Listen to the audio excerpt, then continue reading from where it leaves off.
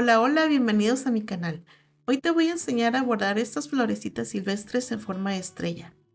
Una puntada muy bonita y súper versátil que puedes usar para decorar ramitas, coronas, bordes o cualquier proyecto donde quieras agregar detalles delicados y luminosos. Estas flores pertenecen al diseño del petirrojo, pero puedes aplicarlas en cualquier bordado y quedan preciosas. Además, esta puntada es conocida como Star Stitch o también como Algerian Eye Stitch. Voy a utilizar 3 hebras del color amarillo 3045 de la marca DMC y como siempre aquí arriba a la izquierda vas a ver la información del hilo, la cantidad de hebras y el nombre de la puntada. Muy bien, vamos a comenzar. Primero, identifica el punto central de la flor. Desde ahí vamos a crear 4 líneas, una hacia arriba, otra hacia abajo, una a la derecha y otra a la izquierda, todas saliendo del mismo centro. Una vez que tengas estas 4 líneas principales, ahora vamos a bordar otras 4 puntadas más, colocándolas justo entre las líneas anteriores.